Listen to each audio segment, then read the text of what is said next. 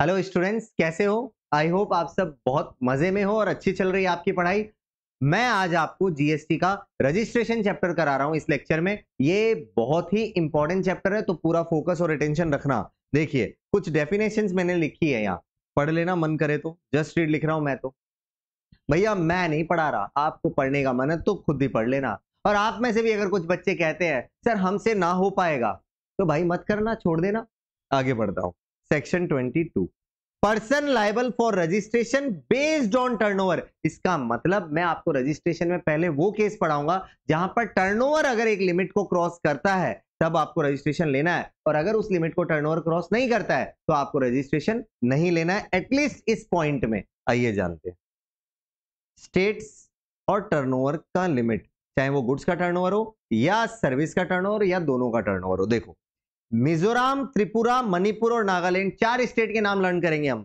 मिजोरम, मणिपुर, नागालैंड, त्रिपुरा, इन चार स्टेट में अगर आपका 10 लाख क्रॉस कर गया टर्नओवर तो आपको जीएसटी का रजिस्ट्रेशन लेना होगा। 10 लाख की लिमिट है, यहां देख लो 10 लाख की लिमिट है। सर समझ गए, चार स्टेट में 10 लाख की लिमिट है। वो स्टेट के नाम हमको एग्जाम में याद रहेंगे? बिल्कुल रहेंगे। मैं आपको एक दूंगा शॉर्टकट और उससे ये याद रहेगा। आपको मेरे साथ कहना है नमामि त्रिपुरा, और नमामि को 3 पार्ट में डिवाइड कर लो। नमामि नागालैंड, मणिपुर, मिजोरम, नमामि त्रिपुरा, और चौथा स्टेट हो गया त्रिपुरा। तो इन चार स्टेट्स में गवर्नमेंट की लॉ की टर्नओवर लिमिट है 10 लाख की। अगर 10 लाख का, अगर इन चार स्टेट में आप बिजनेस करते हो और 10 लाख का टर्नओवर क्रॉस करता है तो रजिस्ट्रेशन लेना है। अगर 10 लाख का टर्नओवर क्रॉस नहीं किया तो एटलीस्ट इस पॉइंट में आपको रजिस्ट्रेशन लेने की जरूरत नहीं है। आगे बढ़ते हैं। अरुणाचल प्रदेश, मेघालय, सिक्किम, उत्तराखंड, तेलंगाना, पुडुचेरी, 6 और स्टेट्स। अरुणाचल प्रदेश, मेघालय, सिक्किम, उत्तराखंड, तेलंगाना, पुडुचेरी, इन 6 स्टेट में लॉ ने टर्नओवर लिमिट दी है 20 लाख की। इसका मतलब इन स्टेट्स में अगर आप बिजनेस करते हैं तो आपका टर्नओवर अगर 20 लाख क्रॉस करता है तो आपको जीएसटी का रजिस्ट्रेशन लेना है, और अगर नहीं करता तो इस पॉइंट में नहीं लेना। अब आप फिर से वही कहोगे सर ये 6 स्टेट के नाम एक साथ हमको कैसे याद रहेंगे? मैं याद कराऊंगा। देखो, अरुणा, मेघा, किम, 3 लड़कियां आपस में फ्रेंड्स है। अरुणा, मेघा, किम यूके से आपके लिए, आपने यूके से उनसे मंगवाया तेल, oil, hair oil and cherry. तो अरुणा, मेघा, किम यूके से तेल एंड चेरी लाई, ऐसा याद कर लो। अरुणा, मेघा, किम यूके से तेल और चेरी लाई आपके लिए, ऐसा याद कर लो। सर अरुणा से अरुणाचल प्रदेश, मेघा से मेघालय। देखो कई लोग इन नाम को पढ़ के इमोशनल ना हो जाए, हो सकता है किसी का इन नाम से कोई कनेक्शन हो। किम, सिक्किम, यूके से यूनाइटेड किंगडम नहीं बेटा, उत्तराखंड इंडिया में भी यूके है। तेल, तेलंगाना, और चेरी, पुडुचेरी। तो इन 6 स्टेट्स में लॉ ने टर्नओवर लिमिट दिया 20 लाख का। अगर 20 लाख क्रॉस किया तो जीएसटी में रजिस्ट्रेशन लेना है, नहीं किया तो नहीं लेना है इस पॉइंट में। आइए आगे बढ़ते हैं।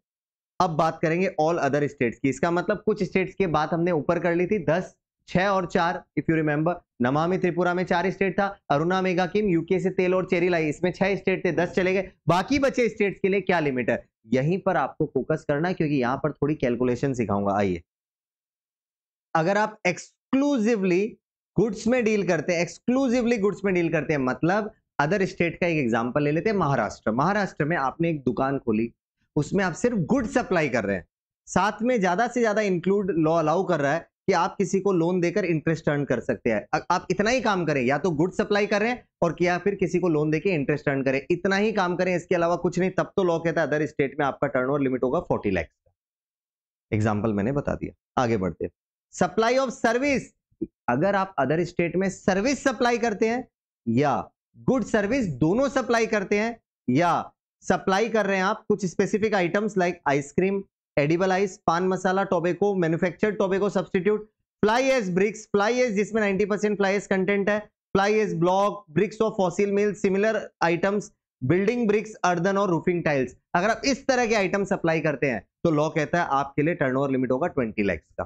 फिर बता रहा हूं, अदर स्टेट में अगर आप सिर्फ गुड सप्लाई करेंगे या उसके साथ आप ज्यादा से ज्यादा किसी को लोन देकर इंटरेस्ट अर्न करेंगे, तब तो आपके लिए है 40 लाख का टर्नओवर लिमिट। लेकिन अब ध्यान देना, अब लेकिन अगर आप अदर स्टेट में सिर्फ सर्विस सप्लाई कर रहे हैं या गुड सर्विस दोनों सप्लाई कर रहे हैं, और या फिर कुछ स्पेसिफिक आइटम सप्लाई करें like ice cream, edible ice, paan masala, tobacco, manufactured tobacco substitutes, उसके अलावा fly ash bricks, building blocks, ये सब आइटम्स अगर आप सप्लाई करते हैं तो लॉ कहता है आपके लिए टर्नओवर लिमिट हो जाएगा 20 लाख का। अगर 20 लाख का लिमिट क्रॉस किया तो रजिस्ट्रेशन लेना है, नहीं किया तो फिर ध्यान से सुना, नहीं किया तो फिर आपको इस पॉइंट में रजिस्ट्रेशन नहीं लेने की जरूरत है। अब आता हूं मैं मेन पार्ट, ध्यान देना। आइडेंटिफिकेशन ऑफ स्टेट और union territory where a supplier requires registration. अब आप सोच रहे होंगे सर ये क्या पढ़ा रहे हैं आप, मैं आपको पढ़ाने की कोशिश कर रहा हूं। मान लीजिए आपका इंडिया में एक से ज्यादा स्टेट में बिजनेस है, तब आपको कैसे पता चलेगा टर्नओवर कैसे जोड़ना है, किस किस स्टेट में रजिस्ट्रेशन लेना है, टर्नओवर लिमिट कैसे अप्लाई करेगी, क्योंकि अलग अलग स्टेट की अलग अलग लिमिट है। वो सारे डाउट्स आपके यहां क्लियर हो जाएंगे 2 स्टेप में, स्टेप 1 स्टेप 2। पहले पढ़ते हैं हम step 1। Calculate aggregate turnover of all the premises under the same pan. आपको सबसे पहले एक पैन के अंडर, मान लो मेरा पैन है, मेरे पैन के अंडर मैंने इंडिया में जितने भी प्रीमाइसेस खोले हैं उन सब का मुझे टर्नओवर का टोटल लेना होगा। ठीक है सर, टर्नओवर में क्या क्या इंक्लूड करना, आइए जानते हैं। ऑल आउटवर्ड सप्लाई, जिसमें टैक्सेबल आ जाएगा, एग्जेम्प्ट सप्लाई आ जाएगा, एक्सपोर्ट आ जाएगा। अगर आप डिस्टिंक्ट पर्सन को भी सप्लाई करते हैं तो उसका भी टर्नओवर आ जाएगा। मतलब मैं अपना ही एक ब्रांच से दूसरे ब्रांच में सप्लाई दिलवाऊंगा तो भी वो टर्नओवर में लेना है। तो इस तरह से आप अपना टर्नओवर जोड़ोगे, जिसमें टैक्सेबल, एग्जेम्प्ट, एक्सपोर्ट और डिस्टिंक्ट पर्सन को सप्लाई दी, सब टोटल ले लो। सर ले लिया, अब आपको चेक करना है टोटल कितना आया, वो यहां लिख दो। सर एक एग्जांपल दे दीजिए, आइए देता हूं। मान लीजिए मिस्टर एक्स का एक ही पैन के अंडर 4 जगह प्रीमाइसेस है, महाराष्ट्र में, असम में, मणिपुर में और सिक्किम में। अब टैक्सेबल सप्लाई भी होती है सब जगह, एग्जेम सप्लाई भी होती है। मणिपुर में खाली एग्जेम सप्लाई होती है, सिक्किम में भी दोनों है। आइए देखते हैं कितना कितना, 2 लाख, ये सब लैक्स है। तो देखो 2 लाख का टर्नओवर आपका हो रहा है, ध्यान देना। 2 लाख का टर्नओवर महाराष्ट्र में टैक्सेबल का और 2 लाख का एग्जेम्प्ट का। मैंने अभी ऊपर कहा टर्नओवर लेते वक्त सब कुछ टोटल में ले लो, तो चलो हम दोनों को टोटल करेंगे। प्लस आसाम का भी सेम, सबको प्लस कर लो, मणिपुर का भी प्लस कर लो, सिक्किम का भी प्लस कर लो, इसके अंदर सबका टोटल कर लो, क्योंकि exempt supply, taxable supply, branch supply सब लेना है। तो 2 + 2 सबको टोटल करोगे तो आप देख लेना 22 लाख आएगा। एक बार आप करना चाहो तो पॉज करके इसका टोटल कर लो, 22 लाख टोटल आया। तो मैं जाकर यहां पर लिखूंगा 22 लाख, ए में लिख दिया। और याद रखो, एक बार के लिए बता देता हूं, ये एक्सक्लूसिवली एक बार के लिए गुड्स है, आप सिर्फ गुड सप्लाई करते हैं। मिस्टर एक्स क्या सप्लाई करता है, गुड सप्लाई करता है, फिलहाल के लिए ये मान लो। आइए अब ऊपर, तो स्टेप 1 क्लियर, 22 लाख आया। अब स्टेप 2 क्या कहता है, डिटरमाइन एप्लीकेबल टर्नओवर लिमिट। अब पता करो आपको क्या टर्नओवर लिमिट अप्लाई करेगा। देखो अब मैं आपको एक चीज क्लियर करना चाहता हूं, अगर आप खाली गुड सप्लाई करते तो महाराष्ट्र में आपके लिए टर्नओवर लिमिट है 40 लाख का, असम में आपका टर्नओवर लिमिट है 40 लाख का, लेकिन मणिपुर में टर्नओवर लिमिट है 10 लाख का, और सिक्किम की बात करें वहां टर्नओवर लिमिट है 20 लाख का। वो सब आपको मैंने ऑलरेडी याद करा दिया। ठीक है सर, आपने ये किया। अभी ऊपर आओ, स्टेप 2 क्या कहता है, आप एप्लीकेबल टर्नओवर लिमिट पता करोगे। कैसे, identify states from where taxable supply is made. पहले पता करो किन किन स्टेट में टैक्सेबल सप्लाई भी हुआ है। देखो महाराष्ट्र में टैक्सेबल सप्लाई हुई है, असम में टैक्सेबल सप्लाई हुई है, सिक्किम में taxable supply. It means Manipur में मेरा टैक्सेबल सप्लाई हुआ ही नहीं, इसका मतलब मणिपुर को रजिस्ट्रेशन की जरूरत ही नहीं है, मणिपुर को आप क्रॉस कर सकते हैं। फिर कह रहा हूं क्योंकि वहां से टैक्सेबल टर्नओवर में लेना है। देखो एग्जिम सप्लाई को मैंने टर्नओवर में लिया था जब 22 लाख कैलकुलेट किया, बट क्योंकि मणिपुर में मेरा टैक्सेबल सप्लाई नहीं होता, लॉ कहता है इस स्टेट को काउंट मत करो, बाकी स्टेट पता कर लो जहां जहां से टैक्सेबल सप्लाई होती है। तो 3 स्टेट आए, महाराष्ट्र, देखो ध्यान दो, महाराष्ट्र, असम और सिक्किम, 3 स्टेट में आपका टैक्सेबल सप्लाई होता है। तो मैंने आइडेंटिफाई कर लिया स्टेट जहां जहां से टैक्सेबल सप्लाई होता है। एक महाराष्ट्र है, एक असम है और एक सिक्किम है। ठीक है सर, आगे अब देखो इसमें क्या लिखा हुआ है, determine the turnover limit applicable to each state. अब हर एक स्टेट को टर्नओवर लिमिट क्या क्या अप्लाई करता है, मैंने वो भी कैलकुलेट कर लिया था। महाराष्ट्र को 40 लाख, असम को भी 40 लाख, बट सिक्किम को 20 लाख था। ठीक है सर, तो अब क्या करना है, लोएस्ट टर्नओवर लिमिट जो अप्लाई करेगा उन स्टेट में से उसको सेलेक्ट कर लो। सर लोएस्ट तो 20 है, तो यहां होगा 20। इसका मतलब आपको जीएसटी रजिस्ट्रेशन के लिए आपको 20 लाख का टर्नओवर देखना। अगर 20 लाख का टर्नओवर क्रॉस कर गया तो मेरे को रजिस्ट्रेशन लेना है, नहीं तो नहीं लेना। अब आप बताइए, मेरा टर्नओवर था 22 लाख का, क्या 20 लाख से ज्यादा था?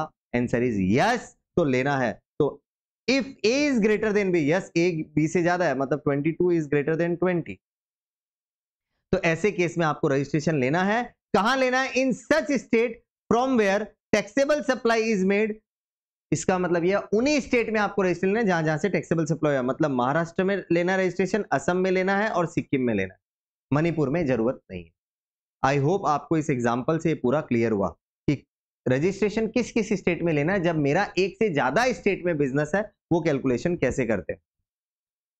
सर अभी भी 100% नहीं क्लियर हो रहा, थोड़ा और समझा दीजिए। देखो मैं एक बार और समझाऊंगा, लेकिन अगर स्टिल 100% क्लियर नहीं है तो आप रिकॉर्डिंग को बैक जाके वापस सुन सकते हो। फिर भी मैं एक बार बताता हूं, सुनो। महाराष्ट्र में, असम में, मणिपुर में और सिक्किम में, 4 स्टेट में मेरा बिजनेस है। चारों स्टेट में मैं सिर्फ गुड्स से डील करता हूं और कुछ नहीं करता हूं। अब आप बताइए सबसे पहले चारों स्टेट की टर्नओवर लिमिट कितनी, एक बार निकाल लो। महाराष्ट्र में 40 है, असम में 40 है, मणिपुर में 10 है और सिक्किम में 20 है। और taxable supply, exempt supply, turnover का टोटल लेते वक्त सबको लेना है, आंसर इज यस। सारे स्टेट का आपका टैक्सेबल सप्लाई, एग्जेम सप्लाई जितना भी हो सबका टोटल करके ए लिख लो। तो सर वो आया 22 लाख, हमने ए लिख लिया। अब बी में क्या करना है? बी में पहले पता करो किस किस स्टेट में टैक्सेबल सप्लाई हो रही है। तो मैंने चेक किया, महाराष्ट्र में हो रही है, असम में हो रही है और सिक्किम में हो रही है। इन 3 में हो रही है, मतलब मणिपुर में मेरा टैक्सेबल सप्लाई हो ही नहीं रहा। तो एक बार मणिपुर को पिक्चर से अब गायब कर दो, क्योंकि टर्नओवर लेना था वो ले लिया। अब मणिपुर का कोई काम नहीं, क्योंकि वहां से टैक्सेबल सप्लाई नहीं हो रही। मणिपुर को सर गायब कर दिया। अब बचा 3 स्टेट। इन 3 स्टेट में जिस स्टेट में सबसे टर्नओवर लिमिट जो अप्लाई करता है वो कम है, उस स्टेट का बताओ कौन सा है। देखो सिक्किम मिला मेरे को। सिक्किम के लिए लॉ का टर्नओवर लिमिट है 20 लाख का। अगर 20 लाख क्रॉस करता है तो रजिस्ट्रेशन लेना पड़ेगा। तो इसका मतलब ये हुआ मेरे लिए जो टर्नओवर लिमिट अप्लाई करेगा वो 20 ही रहेगा। इवन इफ आसाम और महाराष्ट्र का टर्नओवर लिमिट 40 होता है, फर्क नहीं पड़ता। अगर मैंने सिक्किम में बिजनेस कर लिया तो मेरे लिए फिर ऑल इंडिया का टर्नओवर लिमिट 20 हो जाएगा। तो 20 lakh is my turnover limit.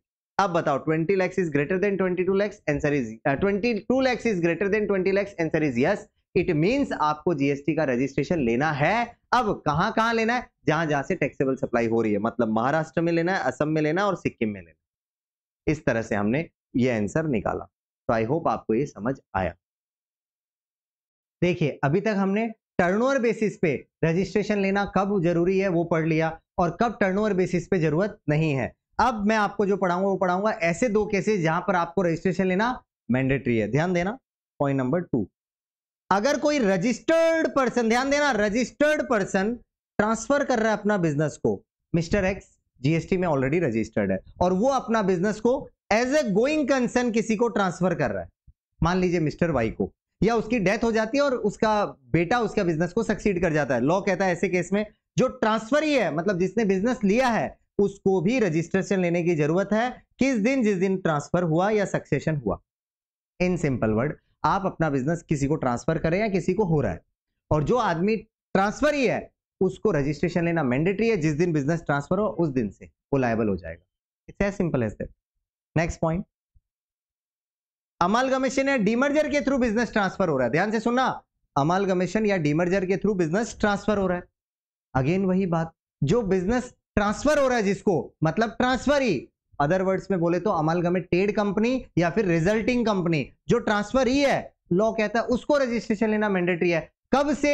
अब ध्यान से सोचना, जिस दिन उस कंपनी को आरओसी सर्टिफिकेट ऑफ इनकॉर्पोरेशन देगा उस दिन से। सीओआई, ट्रांसफर ही लायबल हो जाएगा रजिस्ट्रेशन के लिए। किस दिन से? जिस दिन आरओसी सर्टिफिकेट देगा incorporation.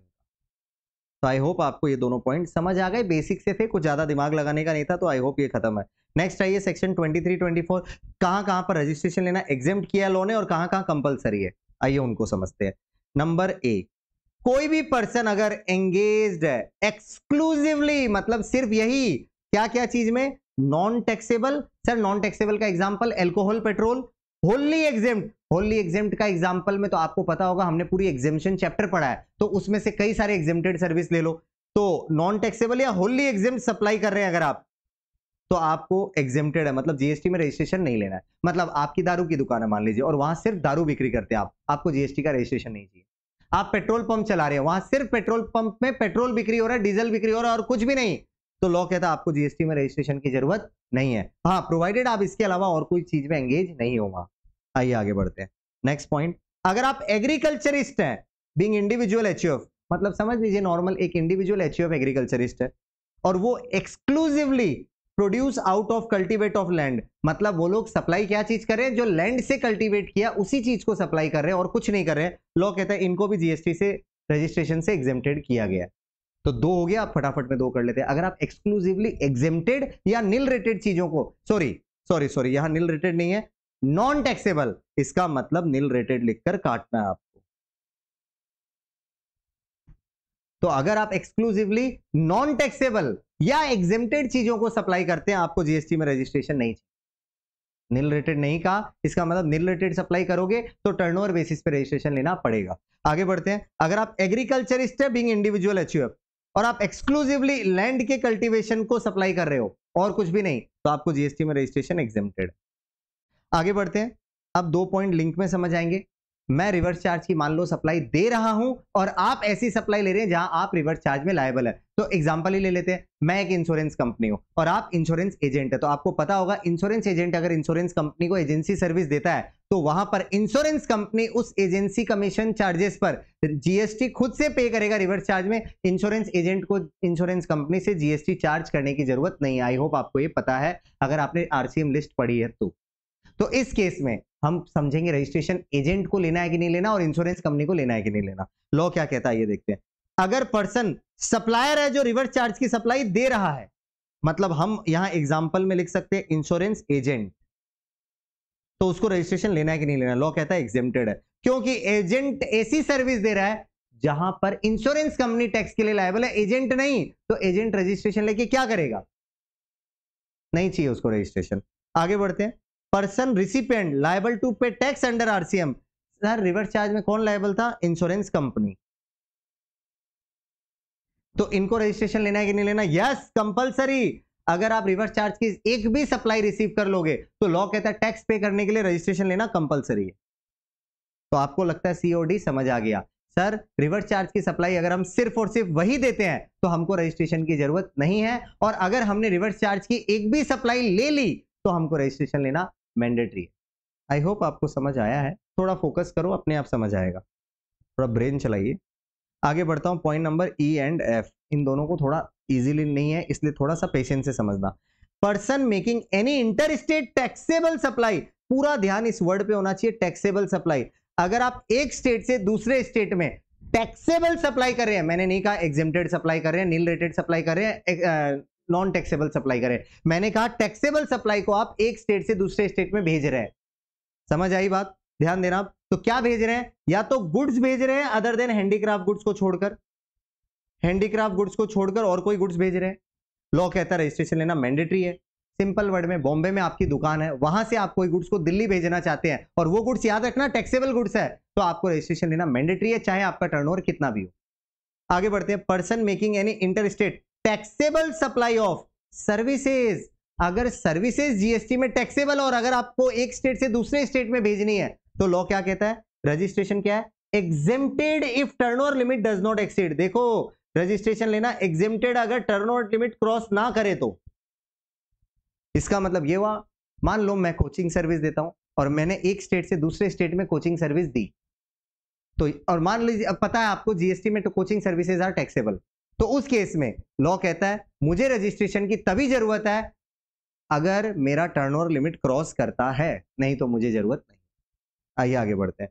Person making any inter state taxable supply of handicraft goods, आप टैक्सेबल सप्लाई ऑफ क्या कर रहे हैं, हैंडीक्राफ्ट गुड्स को सप्लाई करें एक स्टेट से दूसरे स्टेट में। पहले ये क्लियर करता हूं, हैंडीक्राफ्ट गुड्स के बाद एक स्टार है जिसका जवाब नीचे मिलेगा। तो अगर आप हैंडीक्राफ्ट गुड्स को एक स्टेट से दूसरे स्टेट में सप्लाई कर रहे हैं, हैंडीक्राफ्ट गुड्स होता है जहां पर प्रीडोमिनेंटली मतलब ग्रेटर देन 50% हाथ से बनाया जाता है, तो उसके लिए रजिस्ट्रेशन लेने की क्या जरूरत है, लॉ कहता है एग्जेम्प्टेड, अगर टर्नओवर लिमिट क्रॉस ना करे तो। इसका मतलब ये हुआ हैंडीक्राफ्ट गुड्स को आप बनाइए, एक स्टेट से दूसरे स्टेट में सप्लाई कीजिए, आपको रजिस्ट्रेशन तभी लेना है जब आपका टर्नओवर लिमिट क्रॉस करेगा, नहीं तो एग्जेम्प्टेड है। एक बार और बोलता हूं, अगर आपको टैक्सेबल चीजों को दूसरे स्टेट में सप्लाई करनी है तो गुड्स सप्लाई करने के लिए रजिस्ट्रेशन मैंडेटरी है हैंडीक्राफ्ट गुड्स को छोड़कर, क्योंकि हैंडीक्राफ्ट गुड्स में रजिस्ट्रेशन एग्जेम्प्टेड है अगर आपका टर्नओवर लिमिट क्रॉस नहीं कर रहा है तो, जो मैंने पीछे पढ़ाया। और सर्विसेज के केस में भी सेम आंसर है, अगर टर्नओवर लिमिट क्रॉस नहीं कर रहा तो रजिस्ट्रेशन एग्जेम्प्टेड है। चलिए आगे बढ़ते हैं। कैजुअल टैक्सेबल पर्सन सीटीपी, अगर टैक्सेबल सप्लाई कर रहा है एक स्टेट से दूसरे स्टेट में, इंटर स्टेट, क्या आइटम? Handicraft goods. याद रखना यहाँ स्टार है, उसका जवाब यहां दूंगा। तो कैजुअल टैक्सेबल पर्सन अगर एक स्टेट से दूसरे स्टेट में हैंडीक्राफ्ट गुड्स को सप्लाई करना चाहते हैं, लॉ बोलता है करिए, रजिस्ट्रेशन एग्जेम्प्टेड है अगर टर्नओवर लिमिट क्रॉस नहीं कर रहा है तो। लेकिन अगर casual taxable person taxable supply कोई और कर दिया तो कंपलसरी है रजिस्ट्रेशन। तो इसको भी समझ लीजिए। चलो एक बार और कह देता हूं, हैंडीक्राफ्ट गुड्स को एक स्टेट से दूसरे स्टेट में कैजुअल टैक्सेबल पर्सन को भी अगर भेजना है तो वो भेज सकता है, रजिस्ट्रेशन लेने की मैंडेटरी रिक्वायरमेंट नहीं है अगर टर्नओवर लिमिट क्रॉस नहीं कर रहा है तो। लेकिन अगर उसके अलावा कैजुअल टैक्सेबल पर्सन कोई भी सप्लाई कर दे, लॉ कहता है रजिस्ट्रेशन लेना कंपलसरी है कैजुअल टैक्सेबल पर्सन, कोई भी सप्लाई कर दे। आगे बढ़ता हूं, टैक्सेबल होना चाहिए बस वो सप्लाई। आगे बढ़ता हूं, ये स्टार का क्या जवाब है हैंडीक्राफ्ट गुड्स में? They shall be required to obtain PAN and generate an e way bill number. इसका मतलब क्या हुआ, क्लियर करता हूं, सुनिएगा ध्यान से, ध्यान देना इस पॉइंट पे, ये सब एग्जाम में आ जाते हैं छोटे छोटे क्वेश्चन बनकर। देखो मैंने अभी अभी आपको कहा हैंडीक्राफ्ट गुड्स को अगर आपको दूसरे स्टेट में बेचना है, बेशक बेचिए, रजिस्ट्रेशन लेने की जरूरत नहीं है अगर आपका टर्नओवर लिमिट क्रॉस नहीं कर रहा है तो। लेकिन लॉ कहता है उसके बावजूद अगर आप रजिस्ट्रेशन नहीं ले रहे हैं, आपको सामने वाले पार्टी का पैन और ई-वे बिल तो जनरेट करना पड़ेगा। मतलब पैन के अगेंस्ट ही सप्लाई होगी और ई-वे बिल भी जनरेट करना पड़ेगा, उसके बिना माल जाएगा नहीं दूसरे स्टेट। आई होप आपको ये बात समझ आई। चलिए आगे बढ़ते हैं। पॉइंट नंबर जी, NRTP making taxable any supply, मतलब नॉन रेजिडेंट टैक्सेबल पर्सन कोई भी सप्लाई कर दे अगर टैक्सेबल तो रजिस्ट्रेशन लेना कंपलसरी है। नॉन रेजिडेंट टैक्सेबल पर्सन कोई भी टैक्सेबल सप्लाई करेगा उसको रजिस्ट्रेशन लेना कंपलसरी है, याद करिए इस बात को। आगे बढ़ता हूं, नेक्स्ट पॉइंट, पर्सन एजेंट वगैरह who make taxable supply of. अब बात को ध्यान से समझना, मान लो आप प्रिंसिपल हो, मैं आपका एजेंट हूं और मैं टैक्सेबल सप्लाई किसी को दे रहा हूं, मिस्टर एक्स को दे रहा हूं। आप प्रिंसिपल हो, मैं एजेंट हूं, मैं आपका माल मिस्टर एक्स को सप्लाई कर रहा हूं और वो माल टैक्सेबल है। ठीक है सर, यह बात समझ आई। आप कौन है, प्रिंसिपल कौन है, ये देखते हैं। गुड सर्विसेज सप्लाई हो रहा है on behalf of other taxable person, मतलब जिसके बिहाफ में मैं काम कर रहा हूं वो भी टैक्सेबल है, मतलब आप टैक्सेबल पर्सन है। सिंपल वर्ड में एक टैक्सेबल पर्सन है प्रिंसिपल, और एजेंट अगर उसके थ्रू कोई भी टैक्सेबल सप्लाई कर दे, लॉ कहता है कंपलसरी है रजिस्ट्रेशन लेना। आप टैक्सेबल पर्सन है, आप एक प्रिंसिपल है, आप अपना कोई भी टैक्सेबल गुड्स को एजेंट के थ्रू सप्लाई करेंगे तो एजेंट को रजिस्ट्रेशन लेना कंपलसरी है। सिंपल है यार, टैक्सेबल सप्लाईज को किसी को करनी है और जिस पर्सन का माल है वो भी टैक्सेबल पर्सन है, कौन, प्रिंसिपल, तो उस केस में एजेंट को भी रजिस्ट्रेशन लेना पड़ेगा। क्यों? ताकि वो उसका जीएसटी का क्रेडिट को आगे पास ऑन कर सके। लॉ ने इसको सोचते हुए इनको रजिस्ट्रेशन लेना कंपलसरी बना दिया। आई होप आपको ये पॉइंट समझ आए हैं, जहां जहां रजिस्ट्रेशन लेना कंपलसरी है और कुछ कुछ केसेस में एग्जेम्प्टेड है। मैं चाहूंगा आप आगे ना बढ़े, एक बार फटाफट इन पॉइंट्स को रिवाइज कर ले खुद से, जब ये रिवीजन कंप्लीट हो जाए उसके बाद ही आप आगे बढ़े। तो हो गया पीछे का रिवाइज अच्छे से, आई होप हो गया होगा अच्छे से। आगे सुनना, आगे का पार्ट बढ़ने से पहले एक बात क्लियर करता हूं, ये पार्ट सीए इंटर वालों के लिए रेलेवेंट नहीं है, बाकी सबके लिए रेलेवेंट है। देखो, इनपुट सर्विस डिस्ट्रीब्यूटर, पहले तो आप यही पूछोगे सर ये कौन होता है। देखो इसके लिए आपको आईटीसी चैप्टर पढ़ना होगा, तो वो चैप्टर का जो मेरा सेशन है उसको देखिए, आपको समझ आ जाएगा। इनपुट सर्विस डिस्ट्रीब्यूटर को रजिस्ट्रेशन लेना कंपलसरी है, बस इतना जान लो, आईएसडी इनपुट सर्विस डिस्ट्रीब्यूटर को रजिस्ट्रेशन लेना कंपलसरी है। वो लोग क्यों लेते हैं रजिस्ट्रेशन, इतना एक लाइन में बता देता हूं। आईटीसी को अपने ब्रांचेस यूनिट्स में डिस्ट्रीब्यूट करने के लिए लेते हैं रजिस्ट्रेशन, और लेना मैंडेटरी है अगर उनको क्रेडिट को डिस्ट्रीब्यूट करना है तो। नेक्स्ट पॉइंट समझिए, सप्लायर इंडिया के बाहर का है और ऑनलाइन ओइडार सर्विसेज, इसको ऑनलाइन सर्विसेज समझ लो एक बार के लिए आप, ऑनलाइन सर्विसेज इंडिया के अनरजिस्टर्ड लोगों को अगर उनको देना है तो रजिस्ट्रेशन लेना कंपलसरी है। एग्जांपल के तौर पे समझाता हूं, आप लोगों को पता होगा आजकल आप लोग बहुत सारे पेड एप्स यूज करते हैं, एप्लीकेशंस, एप्स अपने फोन में या लैपटॉप वगैरह में सॉफ्टवेयर यूज करते हैं ऑनलाइन, और ज्यादातर ऐप सॉफ्टवेयर इंडिया के बाहर के हैं जिसको आप पे करते हो कुछ पेमेंट वाया गूगल प्ले या मान लीजिए आईफोन का ऐप स्टोर के थ्रू। तो आपको अच्छे से पता होगा वो ज्यादातर कंपनियां इंडिया के बाहर है। तो जो सप्लायर्स इंडिया के बाहर से इंडिया में ऑनलाइन सर्विसेज दे रहा है, किसको दे रहा है ये इंपॉर्टेंट है, अनरजिस्टर्ड लोगों को। मान लीजिए आप स्टूडेंट हो और आप अनरजिस्टर्ड हो, जीएसटी में नॉट रजिस्टर्ड, और आपने इंडिया के बाहर से कोई ऐप से सर्विस ली, कोई ऐप की सर्विस ली, उस केस में उस ऐप वाले की जिम्मेदारी बनती है गवर्नमेंट को टैक्स पे करने के लिए, इसलिए उनको लेना होगा रजिस्ट्रेशन कंपलसरीली। आई होप ये बात आपको समझ आ गई। नेक्स्ट पॉइंट लेता हूं, person liable to deduct tax at source, मतलब टीडीएस डिडक्ट करना है अगर, ये ज्यादातर गवर्नमेंट के डिपार्टमेंट टीडीएस डिडक्ट करते हैं, टीडीएस चैप्टर में क्लियर हो जाएगा। तो अगर आपको टीडीएस डिडक्ट करना है तो आप अगर सेपरेटली रजिस्टर्ड हो या ना हो, टीडीएस डिडक्ट करने के लिए अलग से रजिस्ट्रेशन लेना मैंडेटरी है। सिंपल वर्ड में टीडीएस डिडक्ट करना है तो रजिस्ट्रेशन लेना होगा। अब देखो 3 पॉइंट को एक बार फटाफट बताता हूं। इनपुट सर्विस डिस्ट्रीब्यूटर को अगर क्रेडिट को डिस्ट्रीब्यूट करना है अपने ब्रांचेस या यूनिट्स में, उनको रजिस्ट्रेशन लेना मैंडेटरी है। नेक्स्ट, इंडिया के बाहर का सप्लायर को इंडिया में अनरजिस्टर्ड लोगों को ऑनलाइन सर्विसेज देनी है तो इंडिया के बाहर के सप्लायर को जीएसटी में रजिस्ट्रेशन लेना मैंडेटरी है। नेक्स्ट पॉइंट, इस बार ध्यान देना, अगर गवर्नमेंट के डिपार्टमेंट वगैरह पब्लिक सेक्टर अंडरटेकिंग्स इन लोगों को अगर, ध्यान से सुनना, अगर टीडीएस डिडक्ट करना पड़ गया कहीं पर भी तो उसके लिए उनको अलग से रजिस्ट्रेशन लेना कंपलसरी है। तो आई होप ये तीनों पॉइंट समझ आए। नेक्स्ट पॉइंट पे ध्यान देना, ई कॉमर्स ऑपरेटर, सब जानते हो आप आजकल के e commerce platforms, Amazon, Flipkart, urban company, Ola, Uber, Oyo rooms, ये जितने भी ई कॉमर्स ऑपरेटर्स है इन लोगों को टीसीएस कलेक्ट करना पड़ता है और इसके लिए रजिस्ट्रेशन इनको लेना कंपलसरी है। आगे समझिए नेक्स्ट पॉइंट, पर्सन मतलब supplier making supply through an e commerce operator. इस बार मैं ई कॉमर्स ऑपरेटर की बात नहीं कर रहा हूं, जो सप्लायर या सेलर लोग ई कॉमर्स ऑपरेटर के थ्रू सप्लाई दे रहे हैं, मैं उन सप्लायर या सेलर की बात कर रहा हूं। सिंपल, आप मोबाइल फोन बिक्री कर रहे हैं, अगर आप अमेजॉन के थ्रू मोबाइल फोन बिक्री कर रहे हैं तो मैं आपकी बात कर रहा हूं, अमेजॉन की नहीं, राइट नाउ इस एग्जांपल में। तो चलिए, पर्सन मतलब supplier making supply through an e commerce operator, अगर आप ई कॉमर्स ऑपरेटर के थ्रू सप्लाई देते हैं तो क्या आपको रजिस्ट्रेशन लेना है? तो देखो इसको मैं क्या करता हूं, ये 2 पॉइंट को एक कर देता हूं और ये पॉइंट को अलग कर देता हूं, मतलब या तो गुड्स का एक पॉइंट ले रहा हूं और वो दोनों और कुछ नहीं है, सर्विसेज के ही पॉइंट है। अब समझो आंसर भी वैसा ही है। अगर आप ई कॉमर्स ऑपरेटर के थ्रू सर्विस दे रहे हैं, ध्यान से सुनना, अगर आप एक ई कॉमर्स प्लेटफॉर्म के थ्रू सर्विसेज दे रहे हैं पब्लिक को, तो याद रखना आपको जीएसटी का रजिस्ट्रेशन एग्जेम्प्टेड है अगर आपका टर्नओवर लिमिट क्रॉस नहीं कर रहा। कोई भी एग्जांपल फ्रेम कर लो, सर मेरी एक रेस्टोरेंट है और मैं स्विगी के थ्रू फूड डिलीवरी दे रहा हूं, भूख नहीं लगनी चाहिए आपको इस बात से, तो आपकी एक रेस्टोरेंट, आप स्विगी के थ्रू फूड की डिलीवरी दे रहे हैं, तो याद रखना अगर आपका टर्नओवर लिमिट क्रॉस नहीं कर रहा तो आपको जीएसटी में रजिस्ट्रेशन लेने का एग्जेम्पशन दिया गया। अब बात सुनो गुड्स की, अगर आप ई कॉमर्स प्लेटफॉर्म यूज करके गुड्स की सप्लाई दे रहे हो किसी को तो लॉ कहता है जीएसटी रजिस्ट्रेशन कंपलसरी है। इसका मतलब ये हुआ अगर आपको अमेजॉन फ्लिपकार्ट पे सेलर बनना है तो आपको जीएसटी का रजिस्ट्रेशन आपके पास होना चाहिए। बस इतना ही है, in simple word, e commerce platform के थ्रू सर्विस दोगे तो जीएसटी का रजिस्ट्रेशन एग्जेम्प्टेड अगर मेरा टर्नओवर लिमिट क्रॉस नहीं कर रहा तो, लेकिन ई कॉमर्स ऑपरेटर के थ्रू मुझे गुड सप्लाई करने का मन है तो मुझे जीएसटी का रजिस्ट्रेशन लेना कंपलसरी। तो इतना आप पहले रिवाइज कर लो, उसके बाद ही आगे बढ़ना। जो रजिस्ट्रेशन कब लेना है कब नहीं लेना ये सब पार्ट हमारा क्लियर हो गया, ये पार्ट में इतना ही है।